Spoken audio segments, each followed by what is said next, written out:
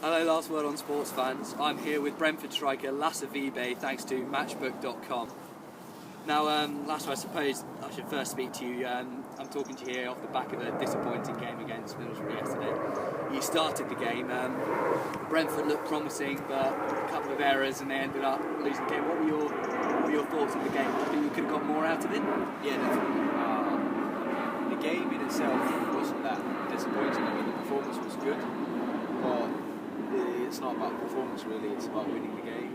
And I thought this was like a classic example of if you don't take your chances, you're not going to sort of get out with anything. I thought we were the better team for most of the game, but we sort of gave them a go and they knew what they wanted and they're good at what they do as well.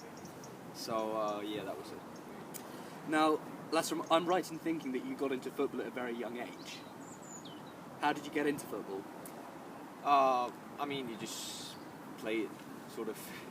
I think I sort of grew up with it. My dad was playing football, not professionally though, and my mom used to play as well. So we've always been like a sport family and done everything really. And I just loved it and just kept going from when I was 5. I started in the club and then I just kept on playing. When you were growing up in Denmark, of course, and when you were 5 years old, Denmark won the European Championship, of course. And you would have grown up at a very good time for Danish football, with a lot of great footballers, many of our viewers will have heard. Who were your heroes growing up? I think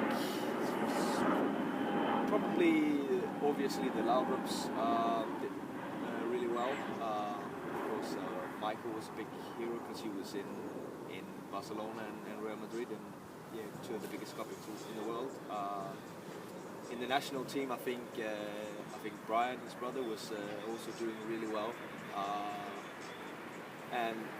I just always been amazed by the two attacking players and me being an attacking player as well. And then obviously Peter Schmeichel, when obviously in '92 when he saved that penalty from Van Basten, and then also when he went to Manchester United, I started sort of following him in Manchester United, and You signed your first professional contract at AGF Aarhus.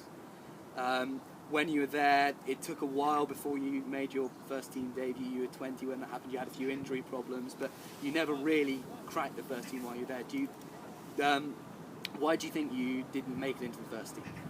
Obviously, I was a little bit slow in my sort of progression in getting used to senior football. That was the first part of the answer to the question. And the second part is that I was out for 14 months or something like that. And that was sort of supposed to be my first senior year.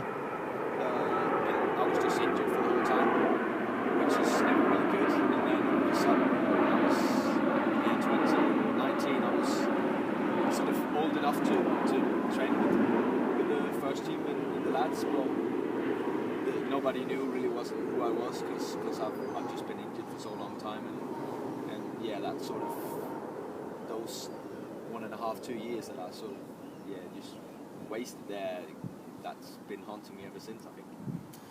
You moved to FC Funen to help your career going, and then you moved to Vestjylland and Sønderjysk and that kind of thing.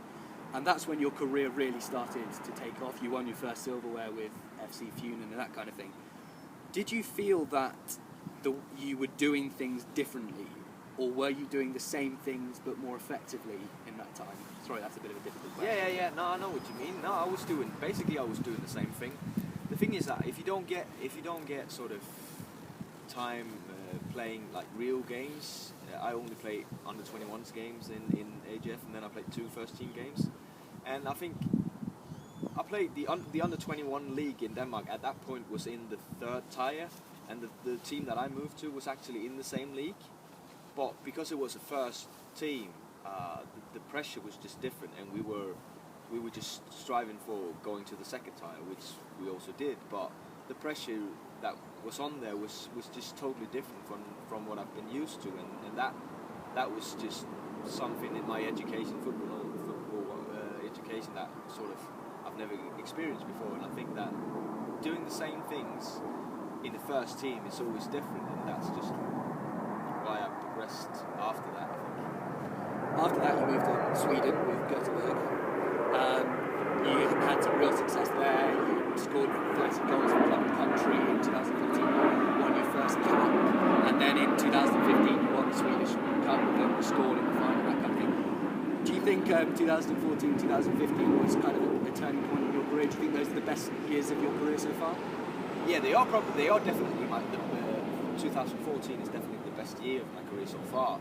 The turning point was, I think, before, because when I was in Sunniska, I got my first call up for the national team, which was quite amazing, because like 7 months earlier, prior to that call up, I was actually playing in the second tier in Denmark. So I think that was probably those 7 months was probably the sort of the turn on my career.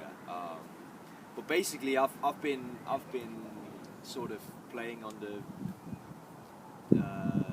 in the early years of my career on the managers that didn't really believe in me.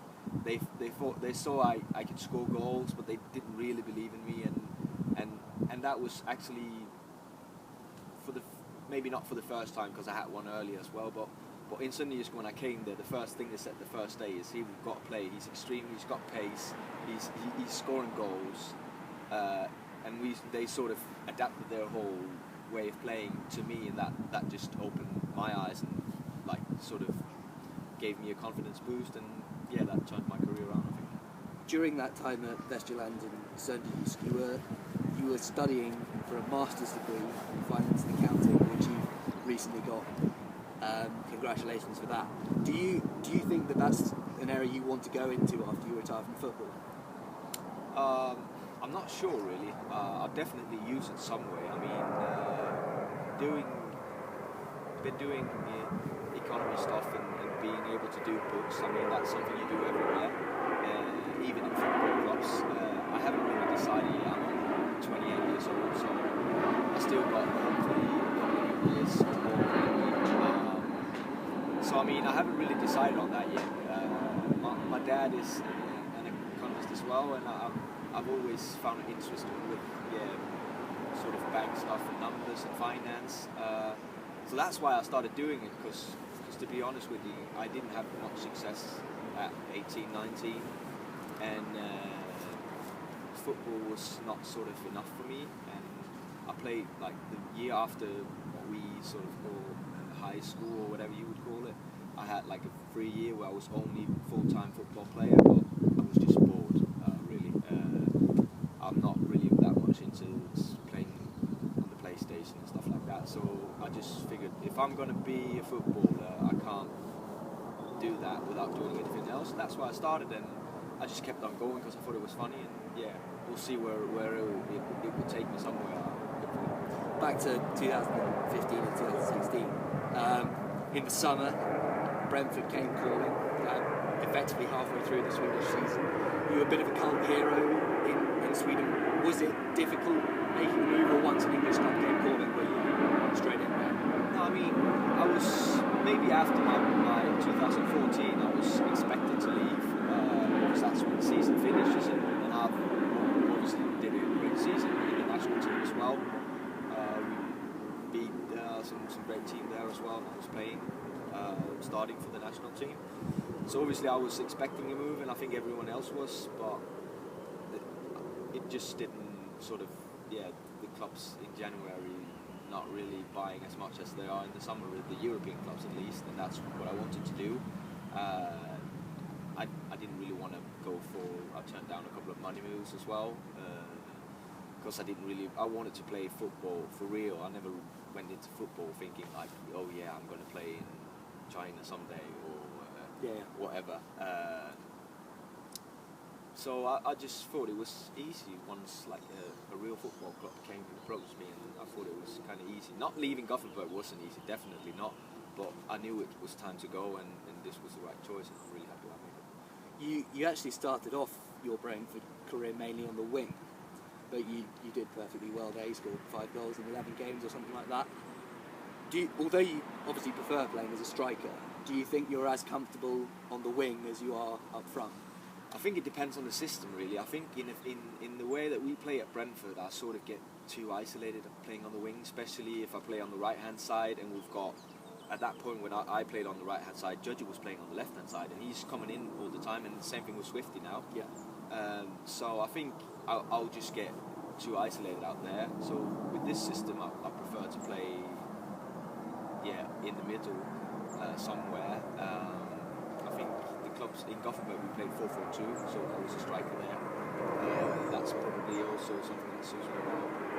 I'll play wherever the manager wants me to play, but I just think if we are to use my strength as a player, it's probably as a striker. The first goal you scored for Brentford happened to be an absolute cracker against Reading. We'll link the video to it in the article description. Is that the favourite goal you scored for Brentford, and how does that rank amongst the goals you scored in your career? It was a good goal. It's not even my favourite goal with Brentford. That's the one against Huddersfield. Yeah, I just hit it with my left foot in the top corner, really, because the way I hit the ball there was just amazing. And obviously the 1-2 against Reading was not even an equaliser or a winning goal or anything. It was just really nice to score my first goal, obviously, and it was a great goal. But I would sort of say the Huddersfield goal against Huddersfield was better, maybe. I haven't really scored many sort of great goals in my career, to be honest. So that's probably one of my best. I've scored a couple in Gothenburg as well. That was half decent. But anyway, I just love to score goals, and actually I sort of prefer to score the easy goals, because you sort of score more goals if you get them. How have you been enjoying life in West London in England? Are you enjoying life in this country? Yes, I am indeed. It's nice. I mean, it's easy to adapt. Obviously, from speaking the language from the first day, it's always easier to sort of adapt to the society. I've got my family here as well. My boys are in school. My wife is happy, and she can also speak English, and everything is quite easy. So, I mean, West London is a nice place to live. There's loads of parks, and really it's different from where I come from, and it's bigger, and especially also from where we lived in Sweden, where we lived by the sea, and everything was sort of like nice and easy. So it is different, and there will always be things that you miss and stuff like that, but I really enjoy it here, and I'm really happy. Final question. We can probably guess what most of them would be, but if you were to pick, say, 3 things that you want to achieve in your time at Brentford, what would they be?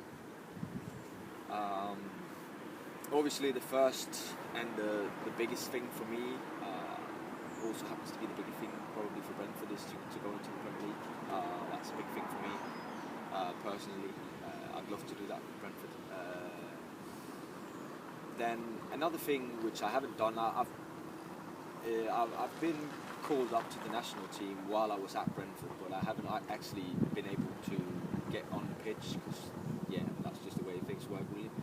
So I'd be happy to sort of get minutes for Denmark while I play at Brentford. Do you think moving to Brentford has helped you with the national team? I think it has, because it's moved me, it's put me like to a different league and into another level. And I think the old national team coach actually sort of approved it, and he thought it was a good idea. But it just went that way that I wasn't really playing at that time, and I was playing before when I played in Gothenburg. I think that has nothing to do with the move, really, because he liked the fact that I moved here.